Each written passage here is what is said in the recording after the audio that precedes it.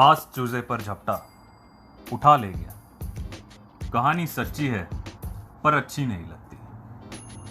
बास पर पलटवार हुआ। कहानी सच्ची तो नहीं लगती पर खुदा कसम बहुत अच्छी लगती है।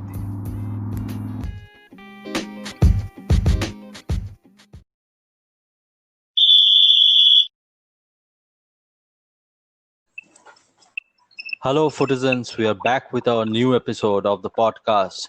This is Orko, and with me I have Mayukh. Hello. Yeah, so we are going to talk about a continent and its love affair with football, Africa, the vibrant continent that has given us so many famous players down the years.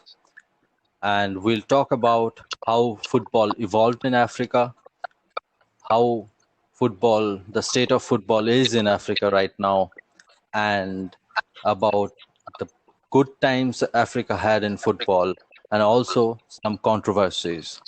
We'll also discuss about why Africa hasn't flourished as it was meant to be when Pele said that by the end of the 20th century, Africa was a World Cup winner.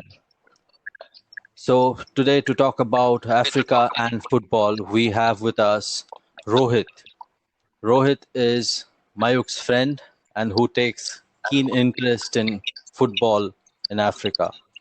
So over to you, Mayukh. Please introduce us to Rohit.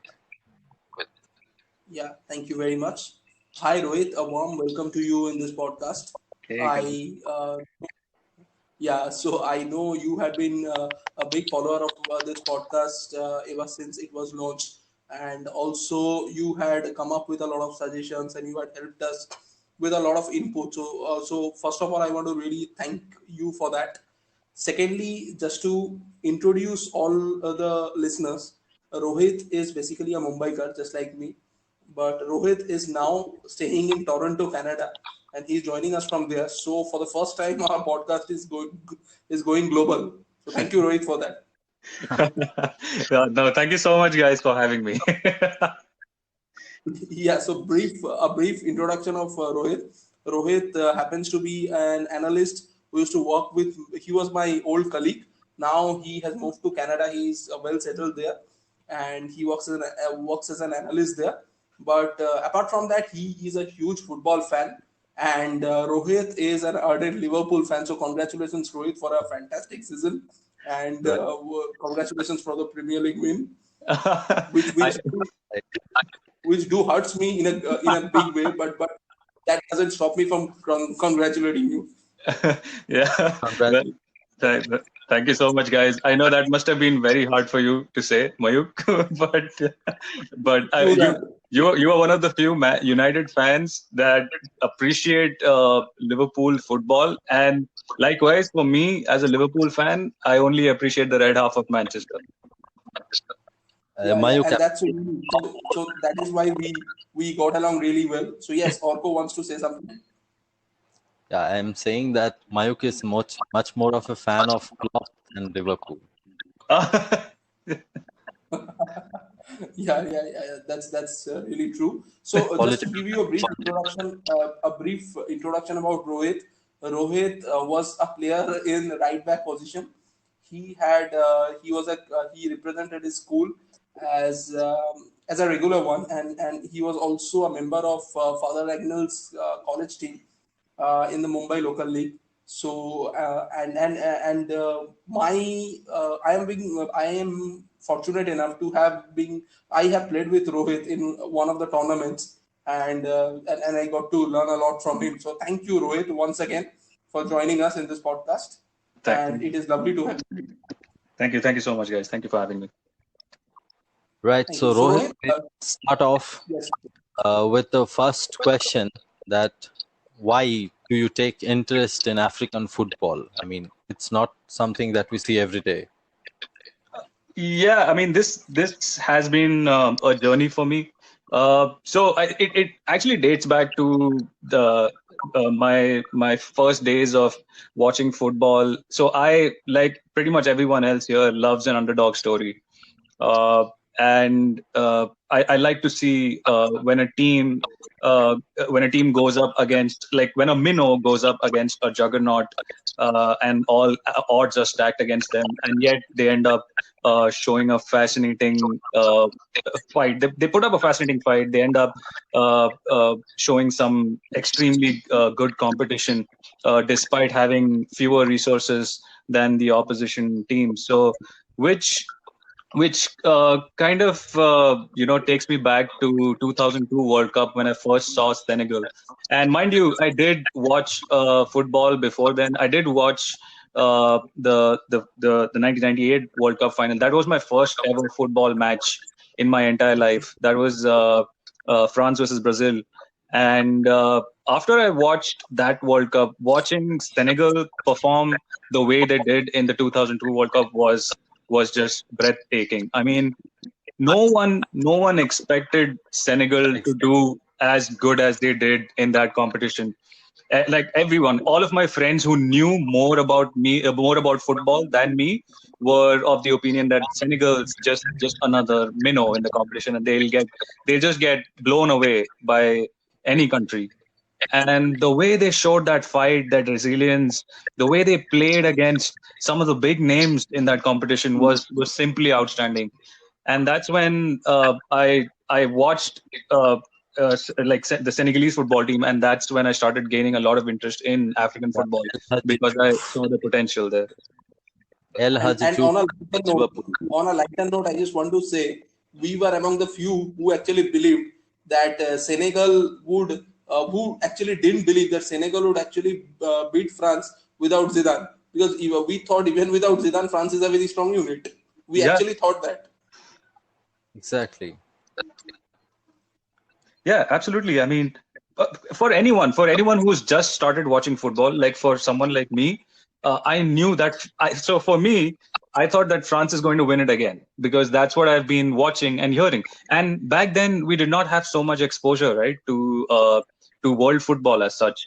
The max that we watched were Premier League games, and even those games were of either Manchester United or Arsenal, right? Because they were the top two teams back then. So for me, thinking of any other country to win the World Cup at the mere age of 12 was just stupidity, right? So that's why I just went with France. I was like, France is definitely going to win this World Cup again, because they won it in 1998. But then when Senegal just, like with their sheer willpower and just with discipline and with tactics, beat a country like France, I was like, wait, what the hell is this? And that's when it opened a new door for me, with the door of the underdog. And since then, I've been a sucker for underdog stories, and that's why I've been following African football so much. That's really a nice story. That's absolutely a nice story to follow, because there are very similarities between the way you view football and I view football, because we both started with watching France being the world champion, and there are similar instances where I actually can relate with whatever you are saying, because I actually, whatever you said, that was exactly what I thought, because even I thought France would be winning that World Cup. Exactly. And when they played against, and also the fact that was the last time the winning team actually didn't play they didn't have to play the World Cup qualifiers, because after that the rule changed. Yeah. Since France got knocked off in the first round, after that the rule changed that the defending even the defending champions had to play the qualifiers to qualify for the next World Cup. Correct. So in a sense, what we can assume is Senegal had brought this revolution. So Senegal actually made sure this change came. Actually, FIFA thought about this change. So this change was brought forth by Senegal. Yeah, absolutely. Well, it's now over to Orko. Orko, I'm sure you have a lot to add about African football. So Africa made its big debut in world stage in 1934 as Egypt played the World Cup for the first time. And then there was a big gap before African teams started making regular appearances at the World Cup.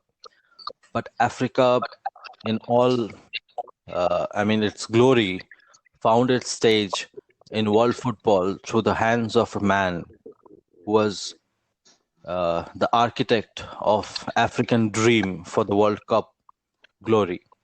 He was Roger Milla, the Cameroonian striker who made headlines after playing a pivotal role in defeating the world champions back then, Argentina, led by Maradona in 1990 World Cup. Like Mayukh, you would agree that what Pele said about him. Absolutely. He suddenly took the world by storm because nobody, after the performances in 1986 World Cup, I think very few, even lesser than few, I would say, would have thought that Cameroon would be actually upsetting the Maradona's Argentina, as you said, and but they managed to do it, and that was the first announcement of of any African nation that they can actually make it big and they can actually overturn the tables. So, what do you say, Rohit? Yeah, absolutely. I mean, Roger Miller definitely sent shockwaves throughout the world, especially with his famous celebration, right?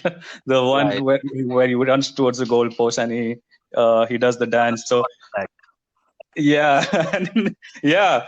And so that was entertaining to watch, and that was a disruption of some sort. Like Mayukh said, that was Africa's statement to the world that we are coming for that golden trophy very soon.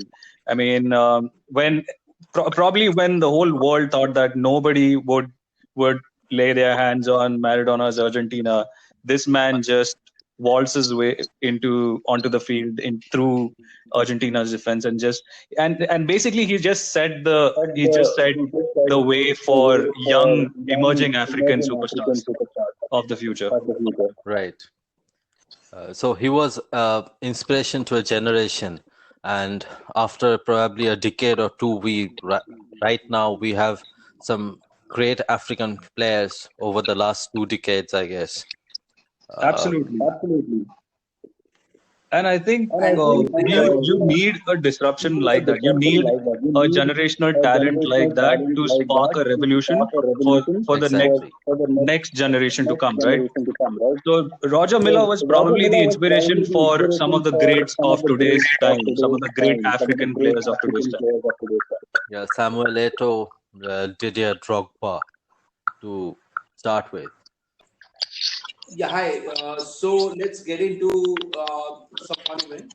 So I'll just ask Rohit about his 5 or 6 most favorite African players whom he thinks has a lot of contribution to the world of football. So Rohit, go for it. All right, sure. So first, I'll start off with a very a very underrated but hardworking player and a very talented player as well. I mean, a lot of people don't bring up his name when it comes to African greats, but I think Chelsea's very own Michael Essien deserves some praise to be one of Okay, the so influential players in that's Africa. to be very honest. What do you think? And Orko will definitely have something to say about this. Yeah, Sure. exactly. All I can think of when the name comes up is that curler against Jens Lehmann in the Arsenal. Yeah, absolutely. It was a worldie of a goal, definitely. And then that infamous goal against Barcelona as well. Sorry, that really cool goal on an infamous night rather, where Chelsea were robbed. Yeah, that really stole the match. Absolutely. So I mean, Michael that Essien goal has was definitely a match winner, but the way that entire game was conducted by the referees just went to show how deep Barcelona's pockets are. Yeah. So the next players, not player, that I'm going to talk about are of course Drogba's teammates from the golden generation of Ivory Coast's football team. They're none other than the Toure brothers. These guys are they're just entertaining to watch, whether it's on the field or off the field, and they are such great human beings. Like even within their squad members, they have such great fans that people have created, like their own players have created a song about them, which goes by ya ya ya ya ya ya Toure Kolo Kolo. So that's a really that's a really that's an amazing brotherly duo that has ruled African football for quite some time. And most obviously they never played in the same team. So there was a huge rivalry between these two players when they used to lock horns in Premier League, and we were lucky enough to actually enjoy this rivalry over the years. Yeah, And for a brief both were period. completely different players Yeah, but for a brief period, Mayukh, they played in Manchester City together. together. Yes, So yes. that was a very great period. But yes, they have played. But they hardly played together, if I'm not wrong.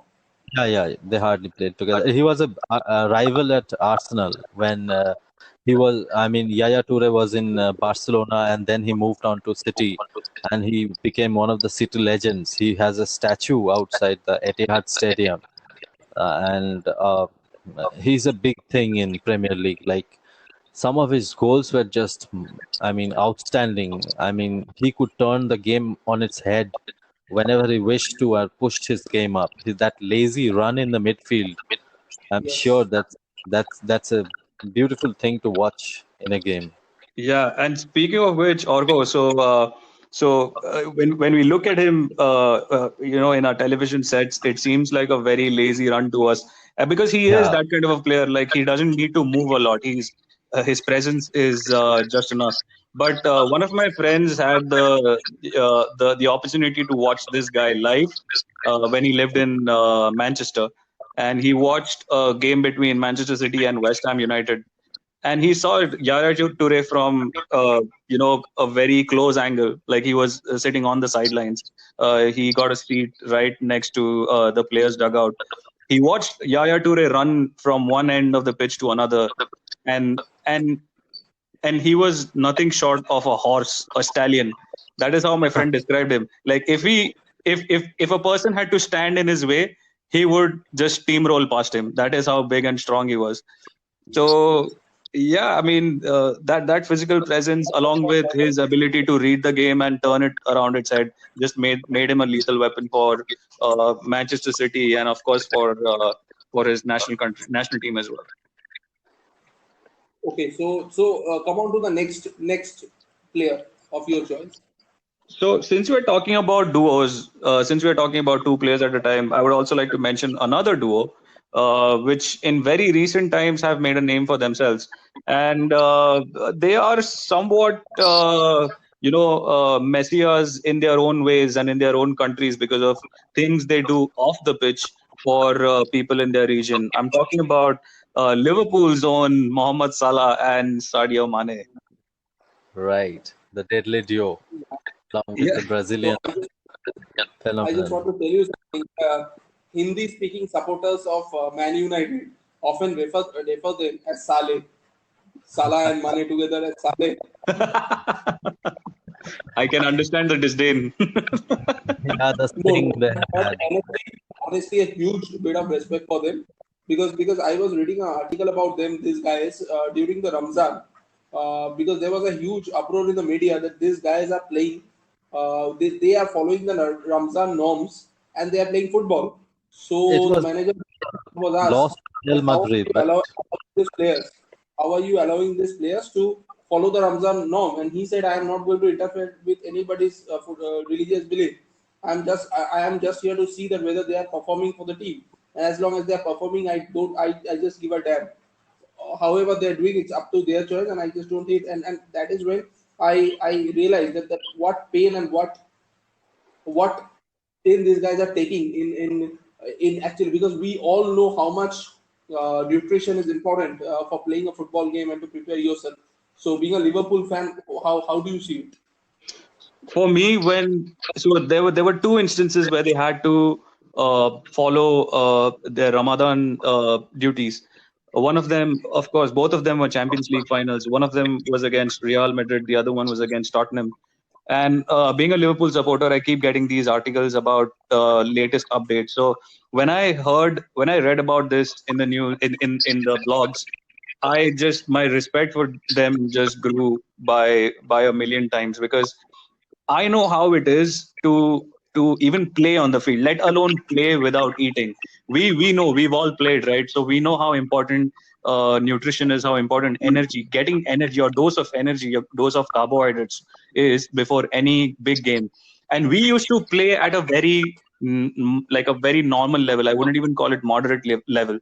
These guys play at the highest level possible at such and they have such high expectations.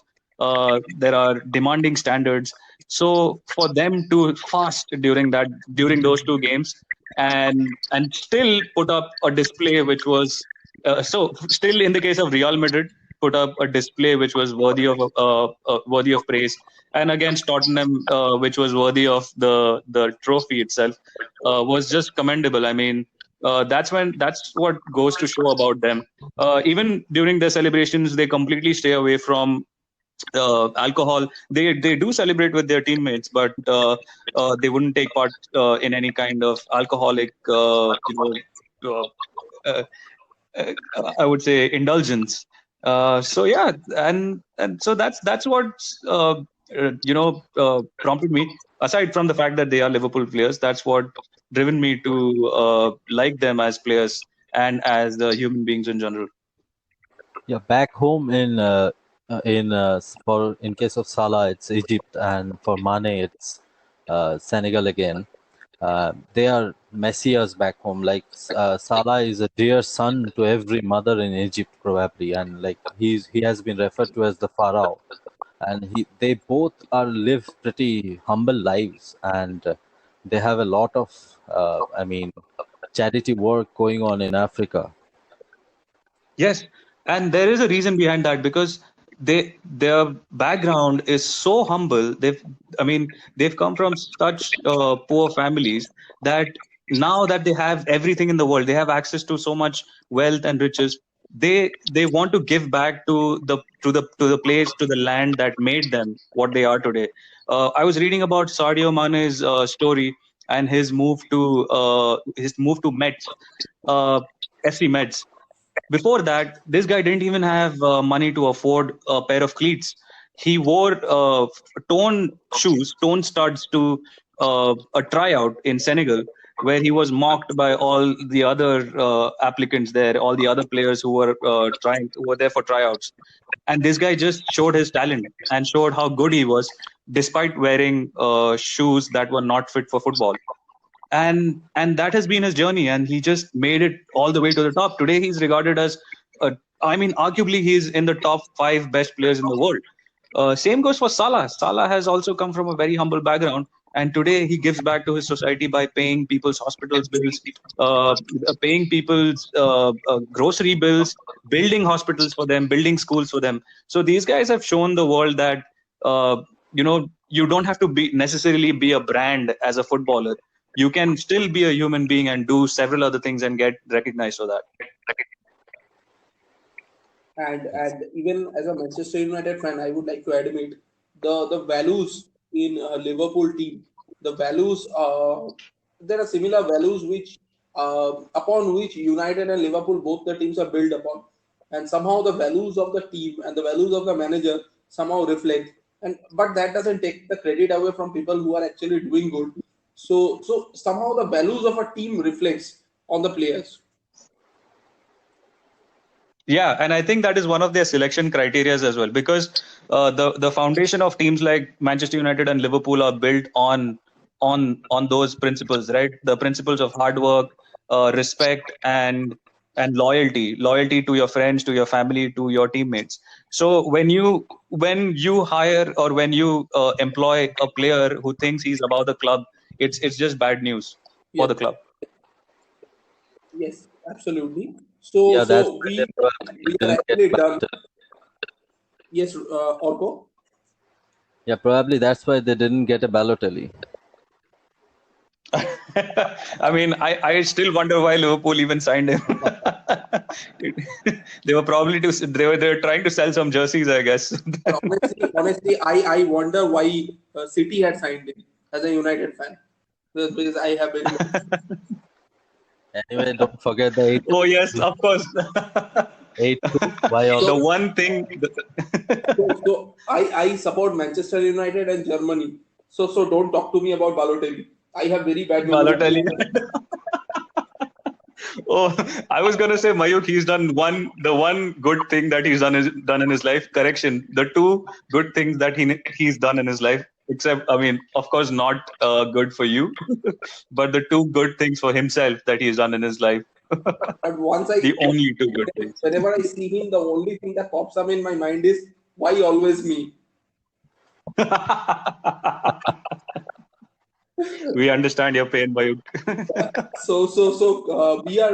We are done with the heroes of Africa. But now I am going to talk with both of you in a very serious topic, because you see Africa has produced a lot of talents in the last 20-30 years. But Africa, sorry, not South Africa, Africa has somehow failed to go beyond quarterfinal stage in the World Cup, and that is a very shocking fact with the quality of talents they have produced. So there's a lot of facts actually. I'm sure you both of you have a lot to tell about it. So let's start with Rohit first, and then let's go to Orko. So just to find out what are the major facts which both of you think has somehow prohibited Africa from qualifying beyond the quarterfinals in a World Cup. So Rohit, it's up to you. See, one of the reasons why African nations have suffered in world competitions is because of lack of funds and lack of resources. Uh, that does not go to show that African countries are poor, or African football federations are poor by any means. They get a lot of prize money through player sales and through commercial deals, and also through African Cup of Nations, like major competitions like African Cup of Nations, Commonwealth Games, and even the Olympics. The problem is not lack of funds. The problem is institutional corruption. A lot of these top officials, these top authorities of African countries, just do not see the larger picture. They look at the more immediate picture, which is filling up their own pockets, right? I mean, the moment they get some prize money, there is some sort of scandal or some sort of corruption or some sort of wrongdoing that just that just reverses all the progress that they've made in football, in term whether it's through talent development or whether it's in the form of infrastructure. For a country to flourish on the world stage, there has to be constant investments. There has to be constant build up. When you mar an operation through corruption, you are basically taking two steps back. You may be taking one step ahead, but you're going two steps behind. And that has been one of the bigger problems of African countries. Right. Argo, over to you. The infrastructural and the corruption that you pointed out, there has been many instances in near future as well. The 2014 World Cup, where the Ivory Coast players complained that their manager was involved in some kind of controversial money laundering, and there are also instances of FIFA officials being under investigation regarding such incidents. But I would also like to point out the fact that because of the war-torn conditions of many African countries, that they migrate towards Europe for a better life. I mean, if they have some kind of a relative who stays in Europe, they try that was a phenomenon back in the days where migrations were easy, but these days certainly the migrations have come down a lot. But many of the players that we talked about, including Drogba, they migrated to France, and through France they tried making their entry into the larger leagues of Europe. Mayukh? Yeah, absolutely. So we had seen a huge brain drain, or we can term it as talent drain from Africa to larger parts of Europe. and that is not only limited to France these days. It has gone to Germany, it has gone to Belgium, some Right, parts of right. UK, and a lot of countries. And recently we saw the French team winning the World Cup, and we can see how many players are of African origin. So that quietly suggests how much the talent drain has been for the African countries to the World Cup. And just as both of you suggested, I think the lack of infrastructure, and not only the lack of infrastructure, also the lack of willingness, because big players are coming, but still the lack of willingness to build an infrastructure. And somehow, because we every year or so we see a lot of uh, we see some kind of news which is coming from the African fraternity, which we feel shouldn't come. It somehow it might be related to corruption, or somehow it might be related to black magic or something like that. But we all feel that this type of news for football, it's not a healthy news to come. So having said that, I think all of us have discussed the problems which the African football is facing. But according to me, which I also feel, over the years in the World Cup, Africa has been extremely unlucky. Do you guys agree with me on this? Yes, absolutely. There have been some instances which we can definitely point out, whether they were intentional or not, but they certainly go. Those instances go to show that African countries were undone by poor officiating, or by simply by fixtures, or through some other way. Yeah, so I think let's start with the biggest one. I think the disgrace of Gijon.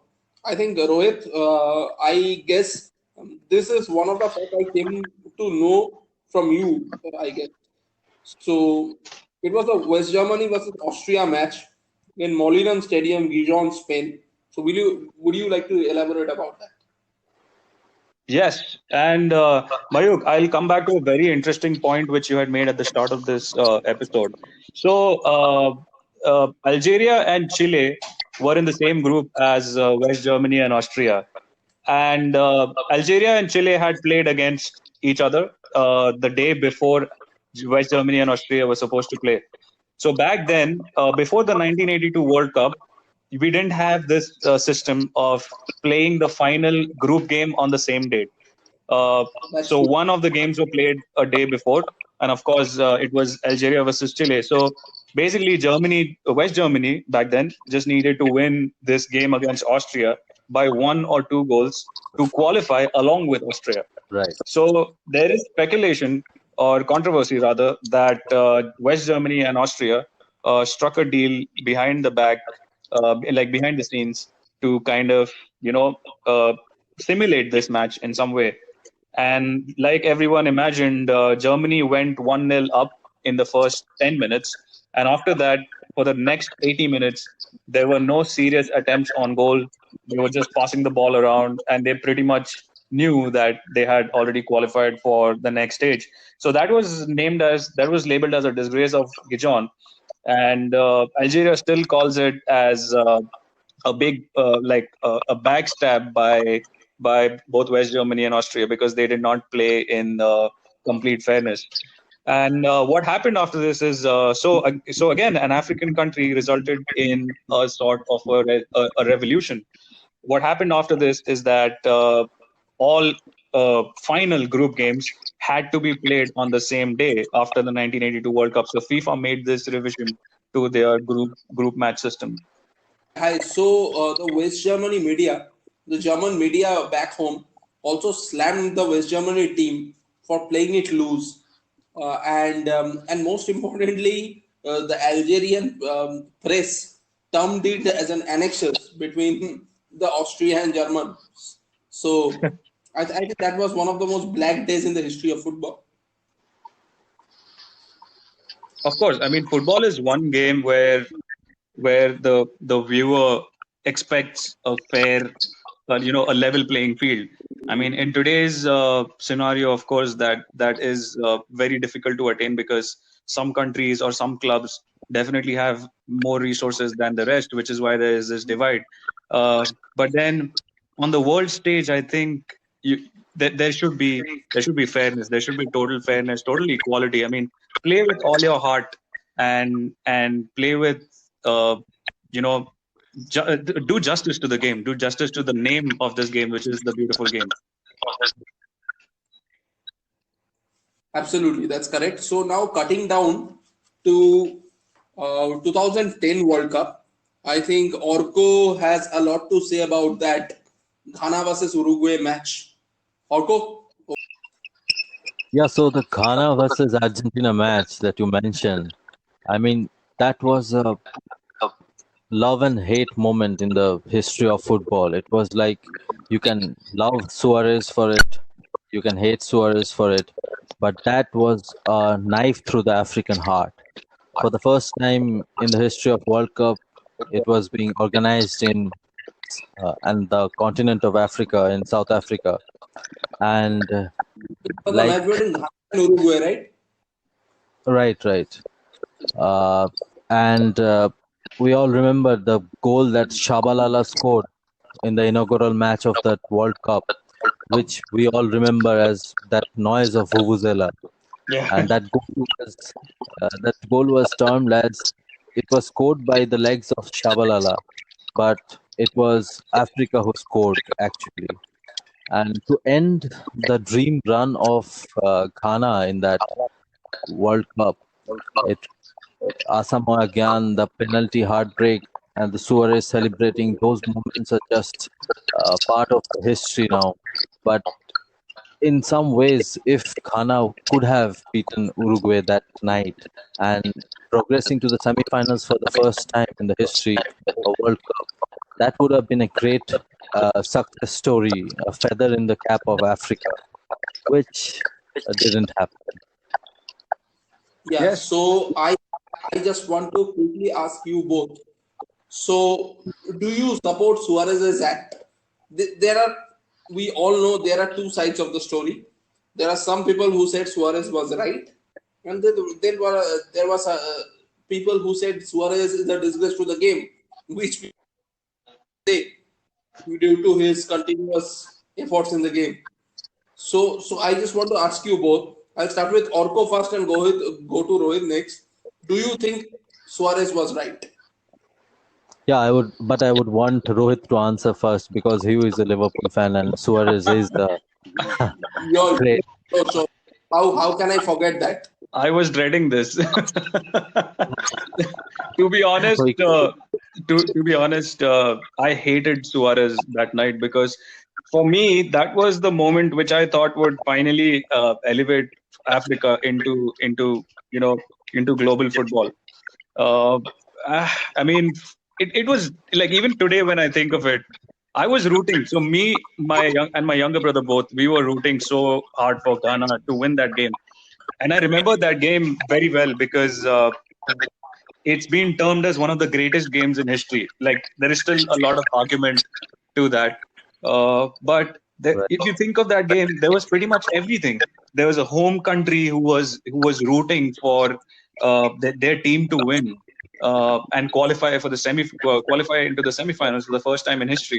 Then there were so many missed chances.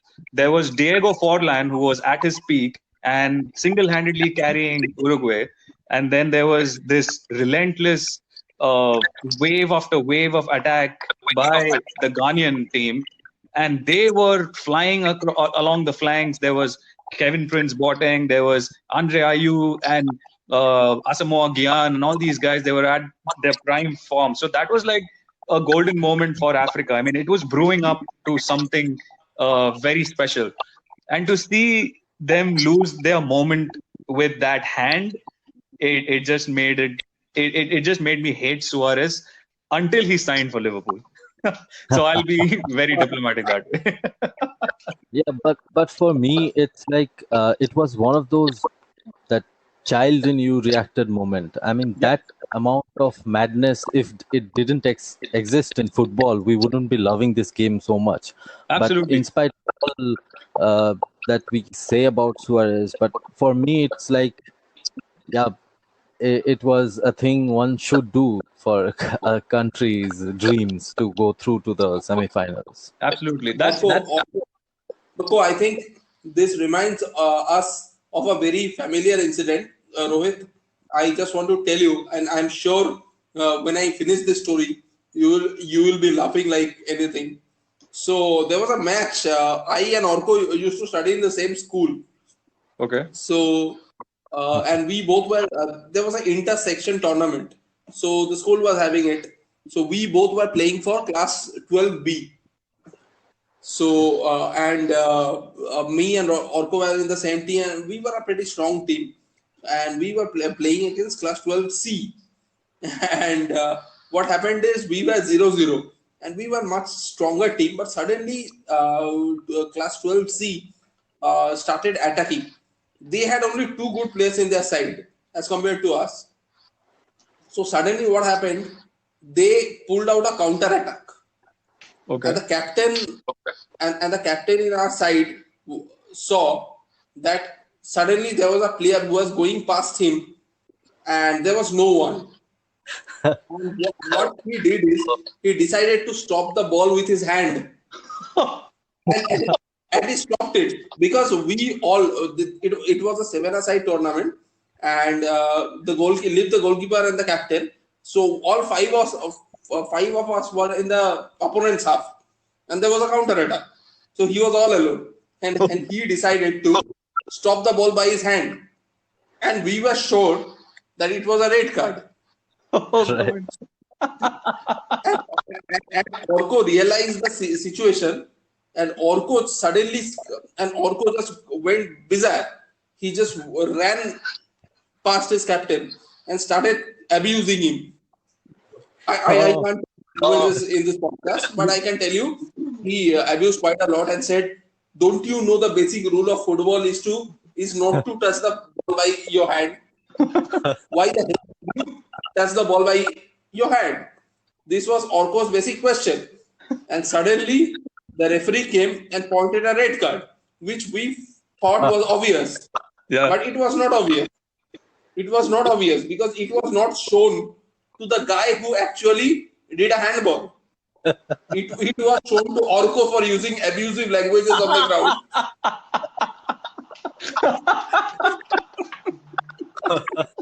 Oh So God. this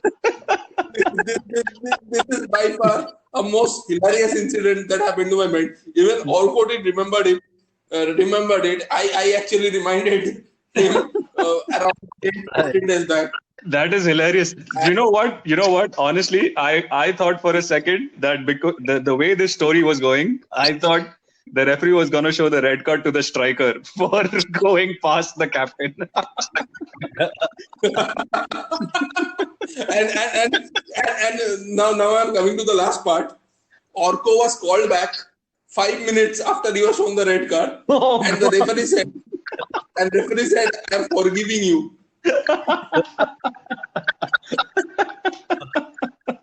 Oh man. School football was the This best. And crazy and football memory of school and life. and in this context, I would like to say that I have handled the ball once. We were playing against our arch rivals, like Sacred Heart against. So Sacred Heart was my team, school team. We were playing against our arch rivals, Father Agnel's. And what happened is we were very unfit in that season. Like we didn't practice much. We used to just hang out because it was a final year of school, and we thought, okay, I mean, we don't need any practice, right? You get to that point where you think you're invincible. So and in this peak physical condition, our center back decided to play a high line. So I was like, I there are two wingers who are probably like 10 steps faster than me. How the hell do you expect me to backtrack if they go through me? And my CB said, do whatever you can, just stop them. And so I decided to stop the ball with my hand once. What a moment for every one of us. Yeah, yeah. But Yes. Mayukh, Siddharth would have a lot to say to you after hearing this episode. Well, Even like I said, that game was so intense that in that moment you end up doing something wild like that. And I think that is the moment which made this game so memorable. Of course, there was heartbreak for Ghana, there was heartbreak for Africa, but the reason why people remember this game is only because of Suarez, is because of the hand of Suarez and everything Yeah, that followed yeah. after that incident. Also, the other day, Orko was telling me that this is because this is just a love for your country.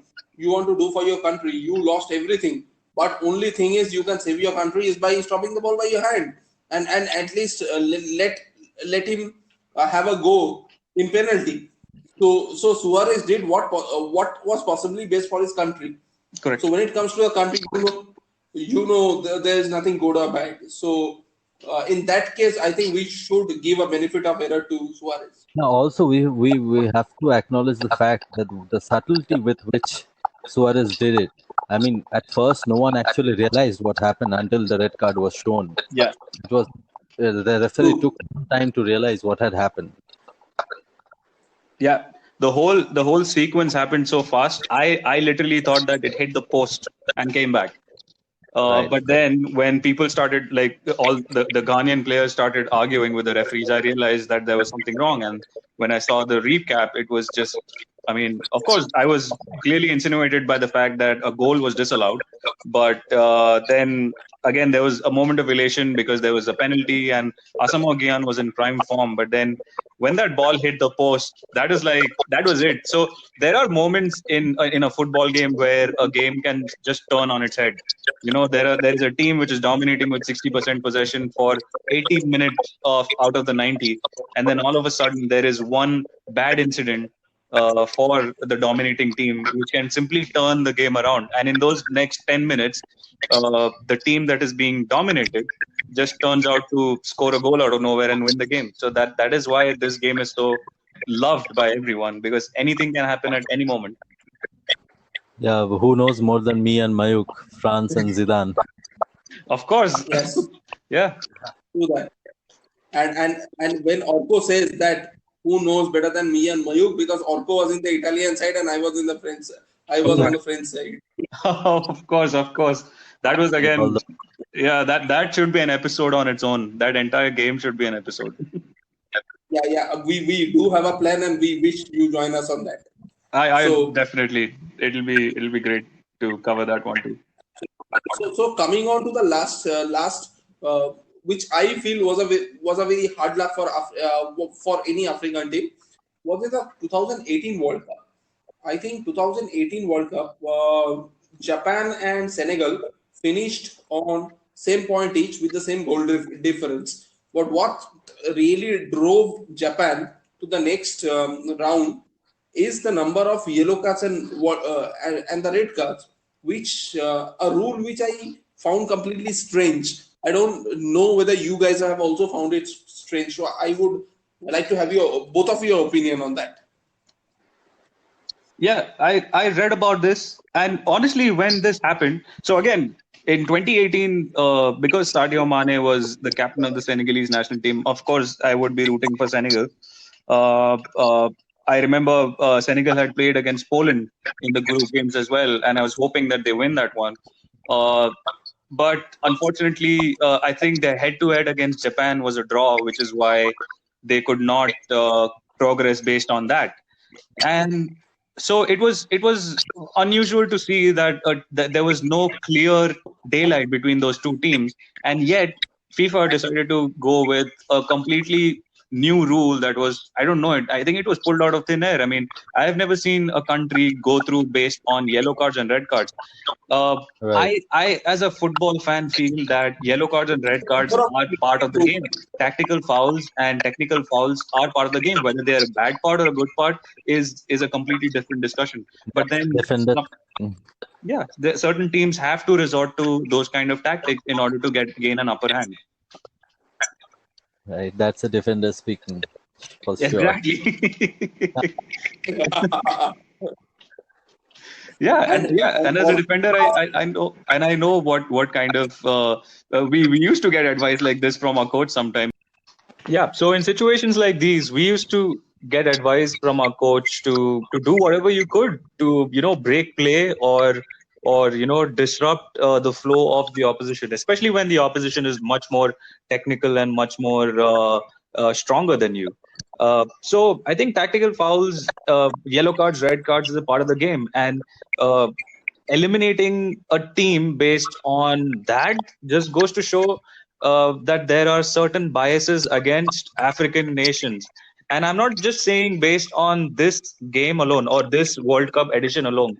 Uh, we've discussed this in the past that African nations have always been, they've always been given the hardest pools in the most recent memories that I have of the World Cup, whether it was Ivory Coast in their prime or whether it was Nigeria when they were flying.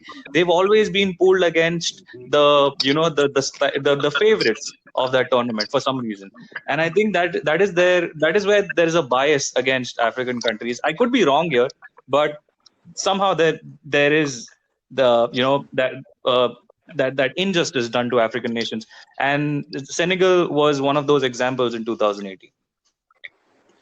That is probably somewhere I would like to point out, Rohit, that uh, because of the representations from the different continents, some team in Africa happens to be in a group where there is a European powerhouse and a Latin powerhouse at the same time.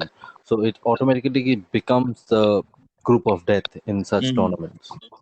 Yeah, well, yeah, that's the game of that's the law of probability as well, right? Because I think generally European nations make up to around 45 to 50% of the slots, and then you have the Latin American countries. So yeah, that makes sense. But it becomes really unfair sometimes. I don't know. I mean, I get it. I could be just getting emotional here.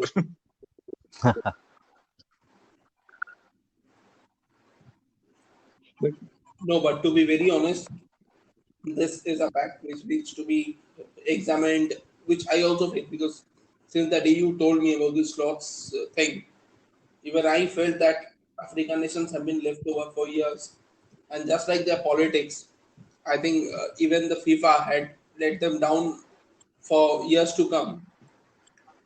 So this is something I feel that FIFA should take very seriously, and considering the quality of stars who are emerging from Africa, I think this is a very serious thing which FIFA needs to take on note.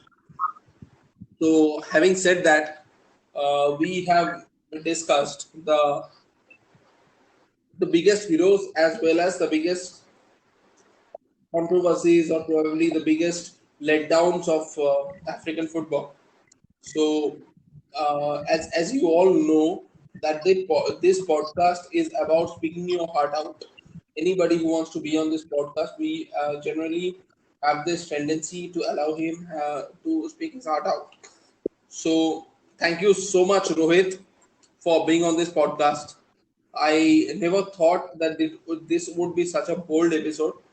So, Rohit, any comments on that? Oh, I mean, thank you guys. I mean, like you said, I got to speak my heart out, and like Orgo mentioned at the start of this episode, that a lot of people, it's very unusual for someone to talk about African football. Like a lot of people root for either the European powerhouses or the Latin American favorites, right? And in most cases, it's either Brazil or Argentina. I mean, even in Latin America. So to put your faith in a country from Africa takes guts, because I get ridiculed by a lot of people when I tell them that I'm supporting say a Ghana or a Senegal at a World Cup.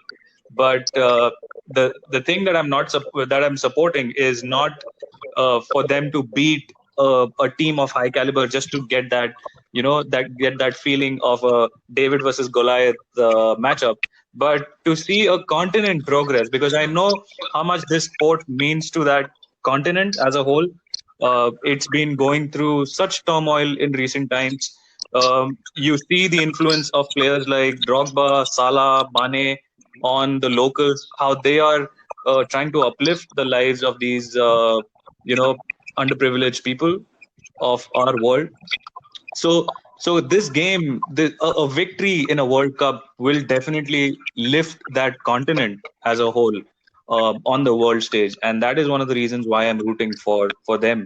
I hope the likes of Morocco, Senegal, Algeria, Ivory Coast, Nigeria have a fair shot in the 2022 World Cup. I really hope that they make it to the qualifying rounds. Qatar could suit them. The weather is such, it could suit African nations. So I'm really hoping that one of these countries really make it to the latter stages of the tournament. Yeah, it, it's Absolutely. very So you interesting. got to say something? It's very interesting to have someone who has already put his faith on a continent rather than a country, and it's nothing to be ridiculed of, Rohit. I mean, you prove that there is love for football that exceeds everything else. And talking about rounding off this episode, thank you, Rohit. Thank you for your time and your inputs. We shall hope to be back with you again someday. Absolutely. And thank you guys for having me. This was fun. This was a fun episode. Really love doing this. Absolutely. Having said that, Rohit, this was an episode of your choice. So I want to inform all the citizens who had been listening us for the last 4 or 5 episodes that even if you want to speak your heart out, that even if you want to speak regarding your topic which you think needs to be discussed, I think this is the platform for you guys, because even Rohit also informed us that he needs to speak about Africa and African football, and that is what we all spoke about today. So thank you so much, Rohit, for I know that how busy were you today with your corporate Uh, priorities, but definitely you found some way out to help us. So thank you so much Football for that. always comes first. Corporate is, way back. So that's okay. But thanks, guys. Yeah, yeah, absolutely. The other day I was reading a short tale about football. So it read somewhat like this, that bad grades, poor increments in office. He thought of committing suicide, but still, what kept a smile on his face was the Yes, beautiful game. absolutely. Absolutely. So I think all of us, and we really love this game. So, and we would like to have all of you who is in love with this game and who wants to share your insight on the game. So thank you so much, Rohit, once again for being on this show. Thank you so much my co-host Orko. So thank you so much. So with this, we are signing off with this episode. I hope you take very good care of yourself in this quarantine period.